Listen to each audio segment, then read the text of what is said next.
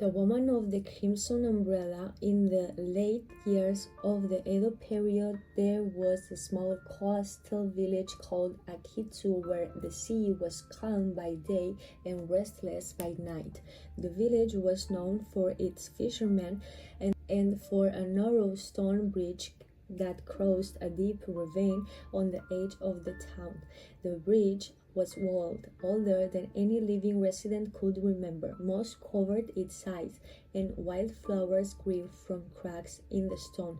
For generations, villagers shared a curious tale. On rainy nights, a woman carrying a crimson umbrella was sometimes seen crossing the bridge. Nobody knew who she was, and nobody ever managed to follow her. Most dismissed the story as a ghost tale invented to frighten children, until the year that 3 people vanished. The first was a merchant named Hideo. He traveled regularly between a coastal town selling silk and tea. One evening he arrived at Akitsu shortly before sunset. The innkeeper remembered him clearly. Hideo ate a meal of grilled fish and rice, then announced he would leave early the next morning. But dawn came and his room was empty. His belongings remained, his money remained, even his sandals were neatly placed beside the door. Only the merchant himself had disappeared.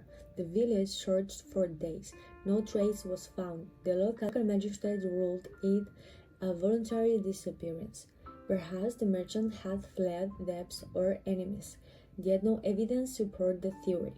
Months passed, then a second person vanished. This time it was a fisherman named Taro. Unlike Hideo, Taro was born in Akitsu and had never traveled far from the village. One night he went to repair needs near the harbor. He never returned home. At sunrise, his lantern was discovered beside the stone bridge. The flame had burned out. The lantern contained fresh oil. There was no sign of a struggle, no footprints, no body. The sea was searched thoroughly. Nothing was found. Fear began to spread. Villagers whispered about curses and spirits. Parents called their children indoors before sunset. The bridge, once a common shortcut, became nearly deserted after dark. Then came the third disappearance. A young shrine maiden named Emi. She lived beside the village shrine and was known for her kindness. One evening she attended a festival in the neighboring town. Several villagers walked home with her as far as the bridge. There she stopped. "I forgot something at the shrine," she said. I first watched her cross the bridge carrying a paper lantern. It was the last time anyone saw her. The next morning, her lantern was found in the center of the bridge, still lit, standing upright, as though carefully placed. The village fell into panic. 3 disappearances, no witnesses, no explanation. The magistrate sent investigators from a larger town. They questioned everyone, examined the bridge, searched nearby forests. Nothing. One investigator, a samurai named Matsuda Ren, became particularly interested in the case. Unlike the others, he remained at Akitsu for several weeks. Every night he studied the bridge. Every day he interviewed villagers. Eventually he noticed an unusual pattern. Each disappearance had occurred during rain, not storms, not heavy downpours, just steady rain accompanied by thick sea mist. Ren believed this could not be a coincidence. One evening, rain clouds gathered once again. The villagers begged him not to remain near the bridge after dark. He ignored their warnings. Shortly after midnight, standing beneath a pine tree, Ren saw a figure emerge from the fog, a woman. She carried a crimson umbrella. Her kimono appeared old-fashioned, unlike anything worn in the village. She walked slowly across the bridge. Ren followed immediately. Yet, as he stepped onto the bridge, a strange thing happened. The fog thickened. Within moments, he could barely see a few steps ahead.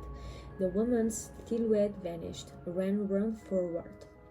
The bridge was empty. There was nowhere for anyone to hide. The ravine below was steep, steep and rocky.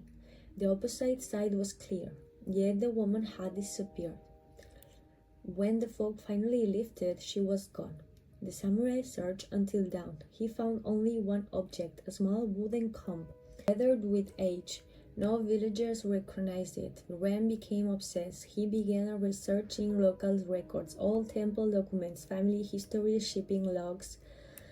Weeks later, he uncovered a forgotten story. Nearly 80 years earlier, a wealthy family had lived in Akitsu. Their daughter Aiko had been promised in marriage to a merchant from another province. According to the village records, she disappeared shortly before the wedding. Nobody was found, no explanation was recorded. The event caused scandal and was eventually forgotten. One detail caught Ren's attention. Aiko was frequently described as carrying a crimson umbrella. He had discovered a connection. Ren searched for surviving descendants. An elderly woman remembered hearing stories from her grandmother. According to family gossip, Aiko had loved a fisherman rather than her arranged husband. The two planned to flee together. On the night they intended to escape, both vanished. Neither was ever seen again. Ren wondered whether hidden passages exist beneath the bridge. Perhaps smugglers once used the ravine. Perhaps Aiko and her lover had discovered a secret route. Perhaps the recent disappearances shared the same explanation.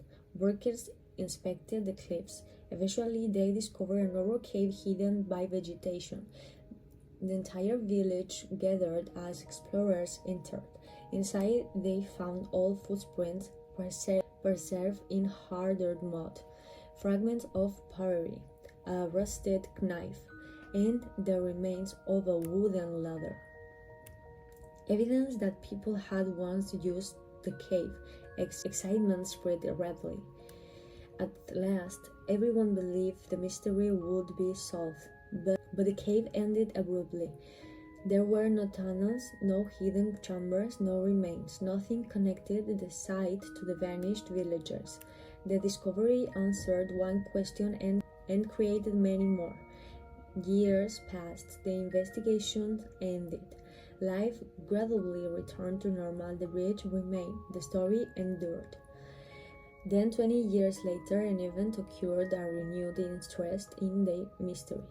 A traveling artist arrived at Akitsu carrying a sketchbook filled with landscapes from across Japan. Among the drawings was an image he claimed to have sketched from memory after seeing a woman walking through fog near the coast. The villagers were stunned. The woman in the drawing carrying a crimson umbrella. The artist has never visited Akitsu before, nor had he heard the legend. When asked where he had seen her, he pointed toward a distant stretch of coastline more than 100 kilometers away. The villagers questioned him for hours. He could offer no explanation. He had seen the woman only briefly. When he looked back moments later, she had vanished. The drawing still survives in village records. Visitors come from far away to view it. Some believe the woman was Aiko. Others believe she was something older than the village itself, a wandering spirit, a guardian, or a warning. No one knows.